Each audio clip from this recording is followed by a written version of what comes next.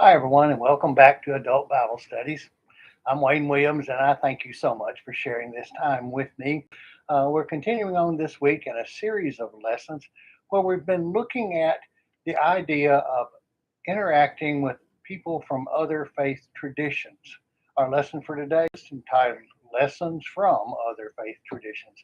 As we've looked at this topic, we began with Paul and we saw him in Athens, where it was a very pluralistic kind of society, very pagan kind of society, multiple gods that the people were responding to, and how Paul looked in that very pluralistic situation for a way that he could draw attention to and focus his dialogue on God, the God, and on Jesus Christ, his son. And we saw how Paul very appropriately engaged the people in that setting and did that. And so we learned some things ourselves about how to engage people of other faith traditions. Last week we looked at a situation where someone from another faith tradition came and asked for help or intervention from by our God. We saw Naaman coming, the Amorite general, coming to Elisha the prophet and asking for healing and being healed, and his faith response because of that. And so we see that sometimes it's not just a matter of us going to them and sharing with them what we know and how and trying to find a appropriate way to do that. Sometimes people engage us and they come and say, "Tell me about your faith. Tell me what you believe, why you believe. Tell me how God, your God, responds to these kinds of situations." And in that case, Naaman did just that. He came and he asked for healing, and because he was healed, he makes a faith response to God, and he returns to his homeland as a person of faith in the one true God. Through Elisha the prophet and the interactions that's gone on there. This week we're going to look a little different, a little bit different perspective. In this sense, we have someone from another faith tradition coming and sharing with someone of our faith tradition some insights and things that are helpful. Imagine that. You don't mean people from other faith groups actually have something they might share with us and that they might use by sharing with us, encourage us in our own faith. That's the way it works, isn't it? And certainly in this situation, we see that. This situation is from Exodus, the 18th chapter. And I'm not going to read that whole chapter, but I hope you will and go back and think through this situation. It involves two main characters, and that is Jethro and Moses. You might remember Jethro from the story of Moses. You know, Moses was in Egypt. He was a prince of Egypt. He had been elevated to that status, and yet at one point he became angered at the way a Egyptian soldier was treating one of the Jewish slaves, and he killed many. And because of that murder, because of that action, he was exiled from Egypt. During his time of exile, he wandered in the wilderness and he ended up in the land of Midian. And there he met his future wife, who was the daughter of Jethro, who was a priest, a Midian's priest. Uh, and Jethro took him in to his household, gave him permission to marry his daughter. Um, Moses stayed there with him for a considerable period of time. He and his wife had two children while he was there with them before he had his encounter with God in the burning bush and received his commission to return to Egypt. And so we have uh, Jethro and Moses having an early encounter. And in that early encounter, they became very close. They became family. And through that family tie, there was a connection, even though there was a disparity in their faith traditions.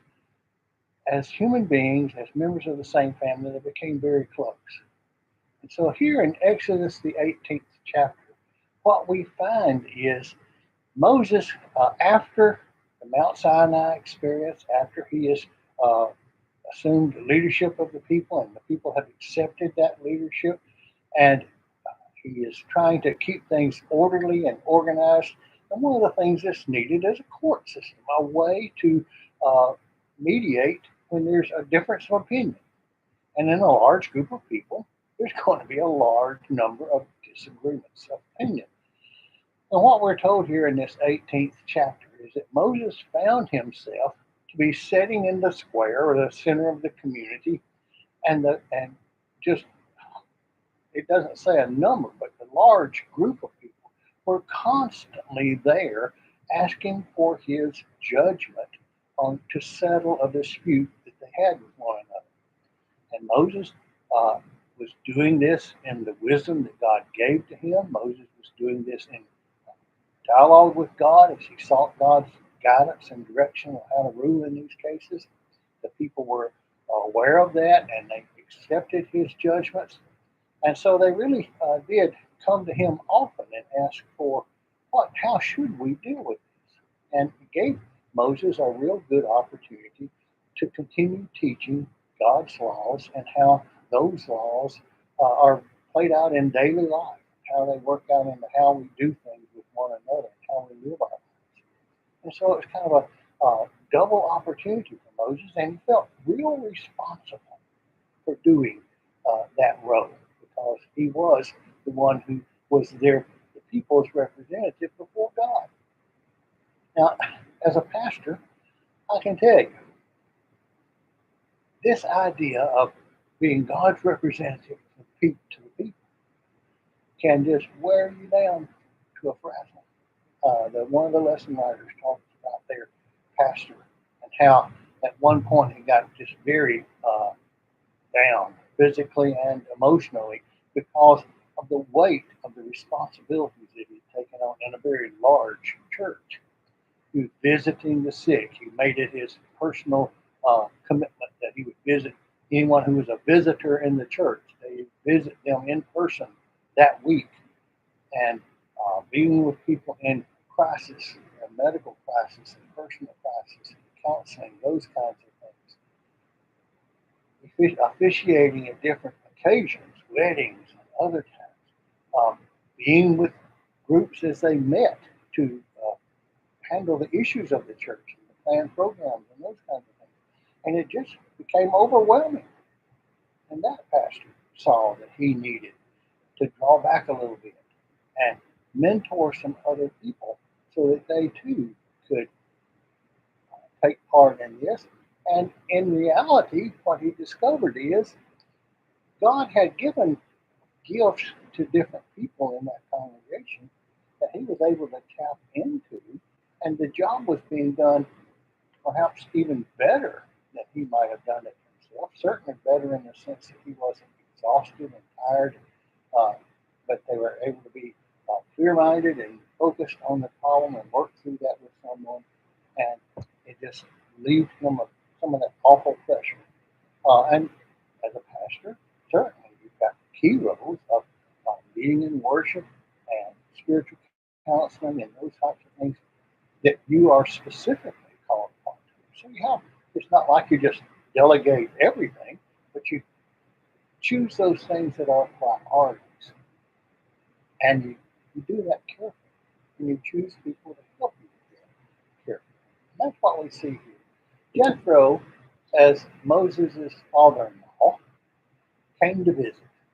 And he saw how Moses was sitting in council with people all day long, and what an exhausting task this was. And Moses, as father, think of him kind of as a grandfather type person, a sage, someone who has the wisdom of experience. And he kind of gets together with Moses as his father-in-law and his family, and he says, Moses, I've been observing how you're trying to do this. And son, I empathize with you. I understand the weight of the responsibility you feel, how important you feel like it is for you to be directly involved in the lives of the people. Well, I also say that you just can't keep doing this. There's not enough hours in the day. There's not enough time to keep the priorities of your calling uh, at the front and still manage all these other things. And so he says, let me share with you something from my own faith tradition, from my own experience. Learn how to delegate. Learn how to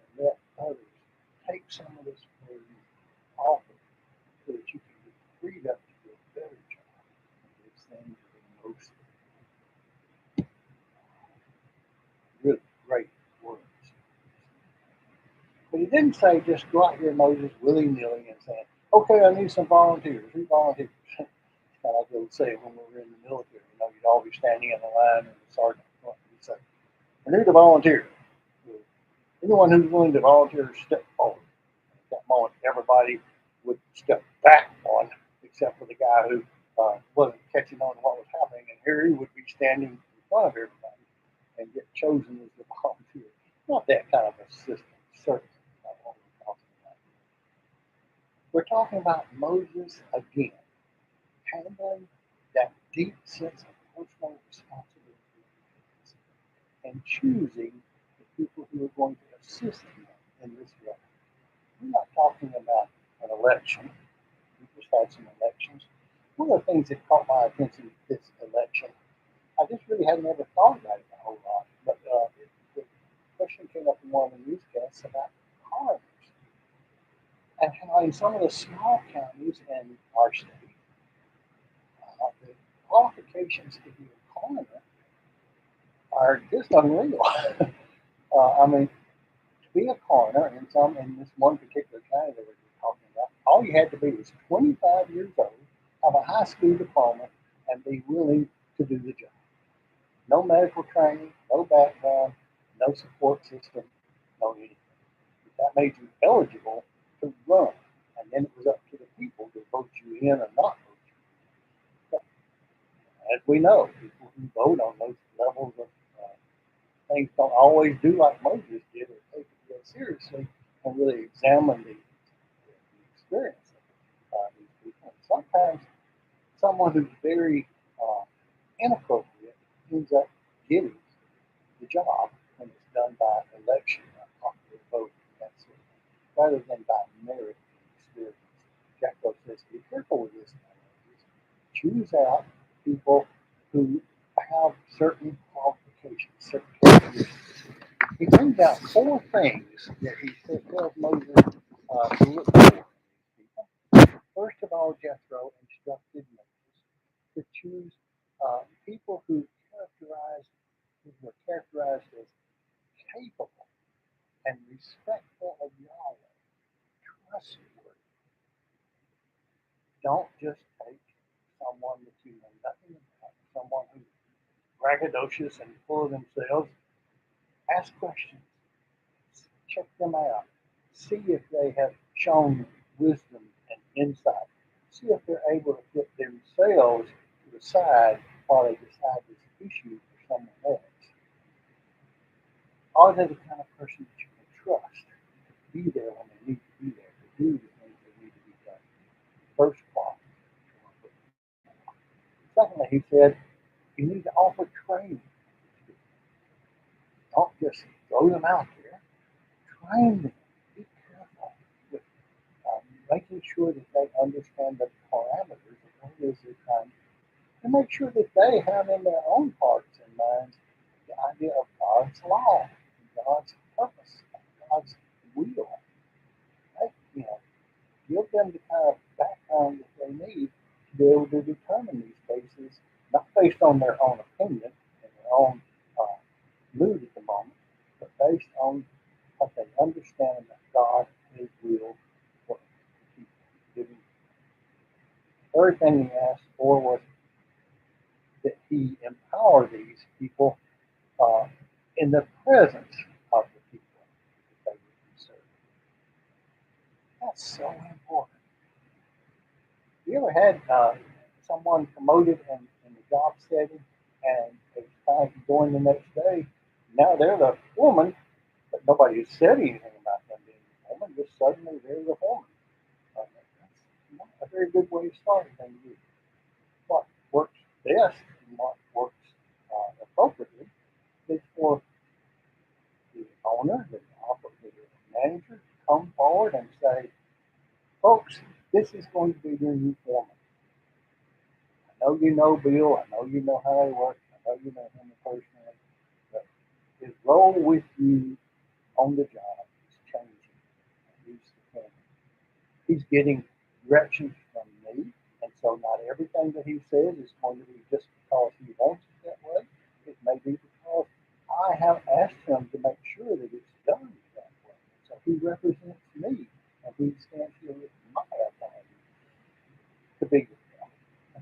gives Bill, in this case, uh, the leg up that he needs to get off to a good start. It's not taking uh, Bill's gone out in politics with his job and gotten it just because he's a boss's grandson or something like that. But he's someone who's gotten married or shown to have the insight in how things work, and also shown willingness to listen to his supervisor and follow their directions and instructions. Finally, Jethro suggested that Moses uh, make it clear to the judges that they didn't have to settle every case.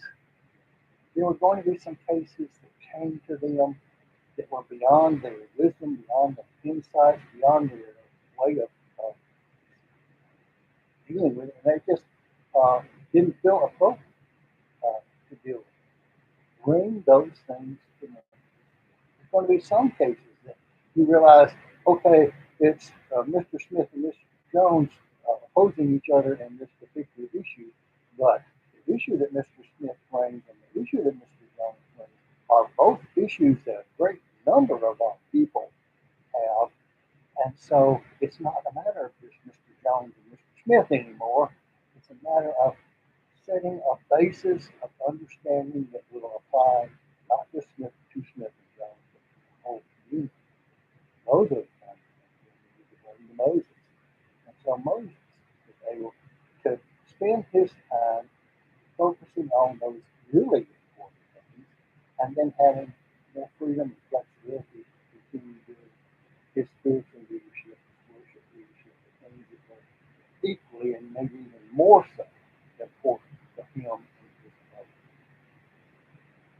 Moses got this insight from Jethro. And Jethro was not a person, he was not a priest of God, of his God. Yet Jethro was a man who had experience, who had understanding, who had leadership qualities, who had something to say.